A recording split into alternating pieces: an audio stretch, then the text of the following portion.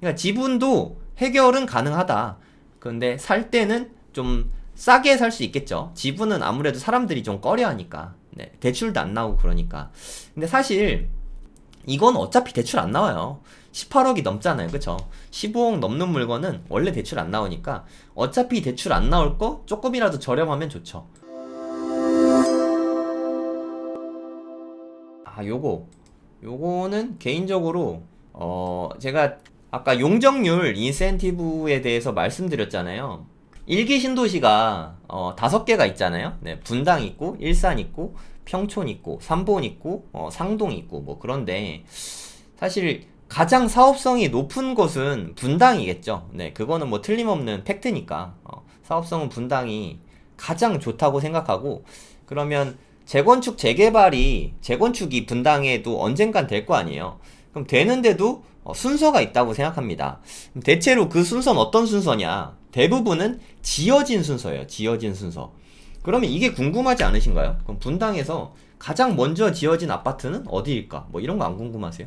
지어진 순서라면은 지어진 순서대로 된다고 치면 가장 먼저 지어진 곳이 가장 먼저 재건축될 가능성이 크잖아요. 그쵸? 그러니까 만약에 분당에 재건축이 이루어진다고 치면 지어진 순서대로 만약에요.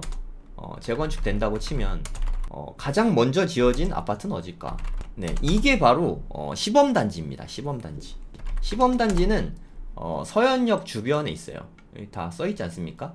시범단지 삼성한신, 시범단지 한양, 시범단지 현대아파트, 시범단지 우성. 네, 제가 되게 잘 아는 동네예요.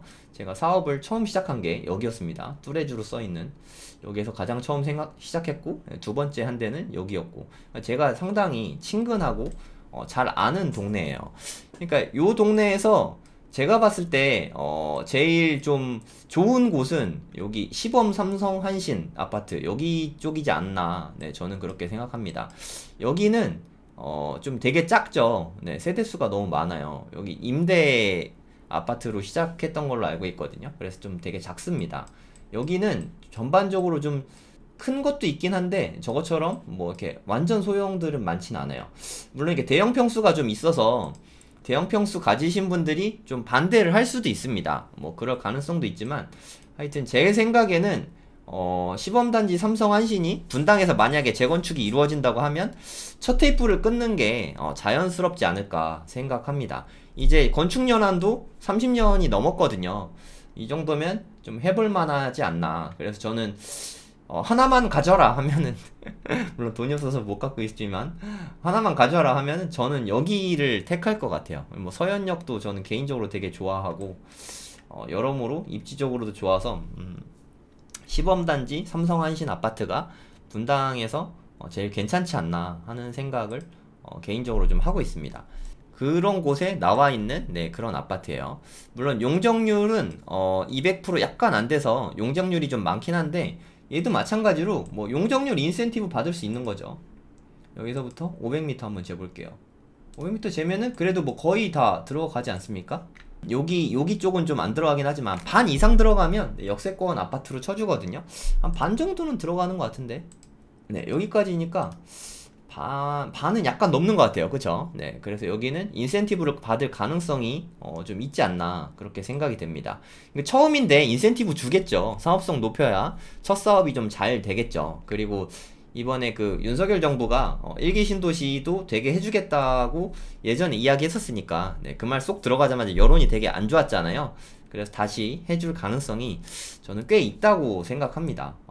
그래서 제가 제일 갖고 싶은 아파트라서 좀 장황하게 설명을 드렸어요. 분당에서 아파트 뭐 가질래 하면 저는 여기가 제일 좀 탐이 납니다. 개인적으로는. 근데 이게 좀 단점은 지분이에요. 지분이 뭐냐? 네, 다 갖는 건 아니고 일부만 갖는 거죠. 네, 등기부 등본 보면은 한 7분의 5 정도? 네, 7분의 5, 7분의 2 이렇게 지분입니다. 더 양이 많은 쪽이에요. 여기 나온 매물이 이거 좀 대형 평수거든요. 다 채우면 실평수 40평. 그러니까 뭐 한 50평 가까이 분양평수 될 거예요. 그러니까 7분의 5가 지금 경매 나온 거고 주인이 한 명 더 있어요. 7분의 2. 예, 또 있습니다. 이런 거를 공유물이라고 해요. 공유물. 공유자 우선 매수권 뭐 이런 거 들어보셨나요? 그러면 7분의 5를 가진 사람을 A라고 할게요. 7분의 2를 가진 사람을 B라고 할게요. 지금 A 물건이 경매에 나온 거예요. 그럼 우리가 이제 이 물건이 너무 좋아서 이거 너무 싼데? 하고 들어갔다고 쳐요. 9억 4,200이니까 그럼 나 12억에 받을래 하고 예를 들어서 들어갔어요. 12억의 1등이 있고 11억이 2등 했다고 치죠. 근데 이제 최고가 매수인은 12억을 쓴 1등 어디에서 오신? 영등포에서 오신 김땡땡씨입니다.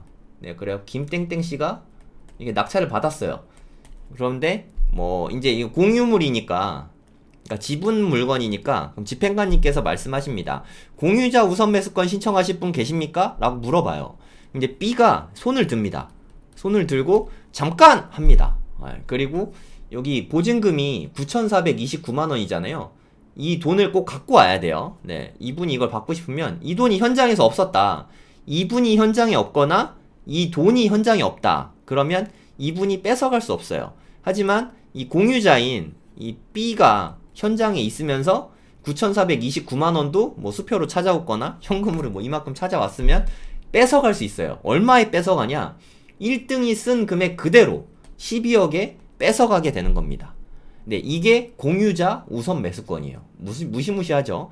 그럼 이거 너무 깡패 같지 않냐? 그래서 딱 한 번만 쓸 수 있어요. 1회만. 그러니까 예를 들어서 이제 이거 신고를 미리 할 수 있거든요. 이 공유자가 저 이번에 공유자 우선 매수권 쓸 거예요 라고 신고를 합니다. 우선 매수권 쓸 거예요 라고 신고를 했어요. 그런데 실제로 이렇게 낙찰이 됐는데 이분이 현장에 안 나타났어. 그럼 우선 매수권을 사용한 걸로 칩니다. 그게 1회밖에 못 쓴다. 이런 뜻이라고 생각하시면 돼요. 그럼 우선 매수권을 굳이 왜 먼저 신청을 해놓죠? 라고 궁금하실 수 있는데, 이거를 먼저 써놓으면 이게 거기 올라가잖아요. 그럼 우선 매수권 들어오네 하고 사람들이 아무래도 좀 입찰을 꺼리겠죠. 12억, 12억, 11억 이런 사람들이 안 들어온다고 쳐봐요. 아무도 안 들어왔다. 그럼 나는 최저가에, 만약에 공유자 우선 매수권을 신청하면은 최저가에 그냥 가만히 있다가 아무도 안 들어오면 아싸 땡큐 하고 이 가격에 그냥 가져갈 수 있습니다. 중요한 거는 이 B라는 분이 현장에 있으셔야 되고 9,429만원을 수표로 갖고 있으셔야 돼요. 이게 1원이라도 부족하면 무효가 됩니다. 유찰이 되는 거예요. 그리고 다음번에는 공유자 우선 매수권을 사용할 수가 없습니다. 이해 가시죠? 그런 물건이다 라고 이해를 하시면 될 것 같아요. 다시 한번 말씀드리지만 이거를 받는다고 해서 전체를 다 갖고 오는 게 아니라 40평을 다 갖고 오는 게 아니라 여기에 지분 7분의 5만 갖고 오게 된다. 근데 공유자 우선 매수권은 다 들어올 것 같지만 실무에선 그렇지 않아요. 들어올 때도 있고 안 들어올 때도 있고 그건 알 수가 없습니다. 우리가 예측할 수 있는 부분이 아니에요. 그냥 물건이 마음에 든다고 생각하면 그냥 들어가시면 됩니다. 뺏어가면 어쩔 수 없는 거죠. 속상하겠지만. 그러면 이게 시세가 얼마 정도 되는지 한번 좀 살펴보기로 하죠. 133.29 중대형 평수거든요. 133 맞죠? 20억? 제일 싼 거 한번 보겠습니다. 18억이 현재 제일 싸네요. 18억. 19억 5천. 근데 이게 실거래가 6월에 어마어마한 가격이 됐는데 1층이긴 하지만 18억까지 지금 나오고 있습니다. 1층 18억 제외하고는 바로 7층이에요.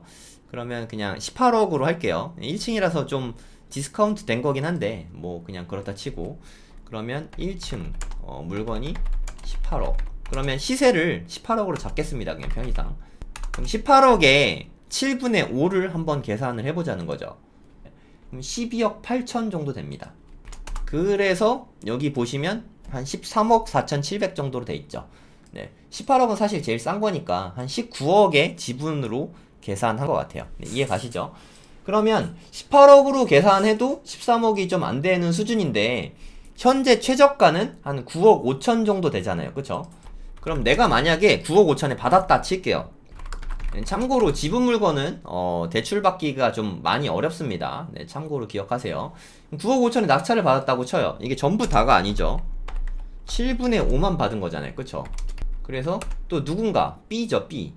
B라는 사람이 7분의 2를 갖고 있습니다. 그러면 우리는 낙찰 받은 다음에 할 수 있는 액션들이 몇 가지가 있죠. 첫 번째는 그냥 내 지분 7분의 5를 시세대로 시세보다 약간 싸게 네, B에게 판다. 뭐 이럴 수 있고, 아니면 B의 지분 7분의 2를 시세보다 약간 싸게 시세대로 B에게 매수. 네, B로부터 내가 사오는 거예요. 그러면 1번 같은 경우는 B가 온전히 하나를 갖게 되는 거고, 2번 같은 경우는 내가 온전히 하나를 갖게 되죠. 네, 세 번째는 서로 합의해서, 서로 A와 B가 합의를 해서 부동산에 같이 판다. 네, 부동산에 같이 판 다음에 입찰 대금에 예를 들어서 뭐 14억에 팔았다. 그러면 내가 10억 갖고 4억을 주고 뭐 하면 되니까. 이해 가시죠? 네, 지분대로 돈을 나눠 가지면 됩니다. 매도 후 지분대로 매각 대금 나눠 갖기. 요런 방법들이 있어요. 근데 아예 말이 안 통해. 협의가 잘 안 돼. 그럴 때 나오는 게 공유물 분할을 위한 형식적 경매예요. 이거는 소송비가 좀 많이 들고 하니까 셀프 소송 통해서 진행할 수도 있습니다. 네, 그러니까 셀프 소송 얘기를 지금 제가 하기에는 너무 길고, 네, 저도 실력이 미천하니까, 네, 저 변호사 아닙니다. 그러니까 좀 유튜브 통해서, 블로그 통해서 정보들을 얻어서 지금부터 공부하실 필요 없고 받고 난 다음에 공부해도 네, 충분하다고 생각합니다. 근데 셀프 소송 아무리 봐도 너무 어렵다. 그럼 때는 뭐 변호사 선임해야죠. 네, 기본 수입료 한 550만원 정도, 네, 부가세 포함해서 550만원 정도 들 걸로 생각하시면 됩니다. 이렇게 해갖고 경매로 내놓은 다음에 내가 낙찰 받아도 돼요. 아니면 만약에 누군가 낙찰 받으면 거기에 7분의 5 대금을 나에게 입금을 해줍니다. 네, 이해 가시죠? 네, 이런 방법으로 해결을 할 수 있다. 그러니까 지분도 해결은 가능하다. 그런데 살 때는 좀 싸게 살 수 있겠죠. 지분은 아무래도 사람들이 좀 꺼려 하니까. 네, 대출도 안 나오고 그러니까. 근데 사실 이건 어차피 대출 안 나와요. 18억이 넘잖아요. 그쵸? 15억 넘는 물건은 원래 대출 안 나오니까 어차피 대출 안 나올 거 조금이라도 저렴하면 좋죠. 네, 18억보단 그래도 12억이 좀 이렇게 마음이 좀 편하니까. 그리고 9억 5천에 받는다. 그럼 뭐 현금 10억 정도 있다 하면 좀 해볼만 하죠. 네. 이거는 뭐 대부업체에서도 대출을 안 해줄 수도 있어요. 지분이라서 완전한 물건이 아니니까. 네, 참고 삼아 알아두세요. 그리고 뭐 임차인이 있긴 한데 이분은 소유자입니다. 아마 다른 공유자이지 않을까 싶은데 한번 볼게요. 네, 요분 말고 네, 다른 분, 그러니까 요분 채무자예요. 채무자를 왜 여기다 올려놨지? 이분 채무자니까 네, 대항력 이런 거 없습니다. 네, 신경 쓰지 않으셔도 돼요.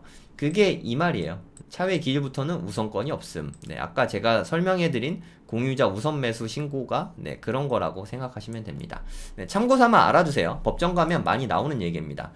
차순위 신고, 뭐 공유자 우선 매수권 신고, 뭐 그런 거 많이 나오거든요. 네, 차순위는 또 나중에 또 말씀드릴게요. 하여튼 뭐 그렇다. 뭐 이런 거 보면 재밌지 않습니까? 뭐 나만 재밌나? 네. 하여튼 갖고 싶은 아파트 서현동 시범 한신. 네, 너무 갖고 싶습니다.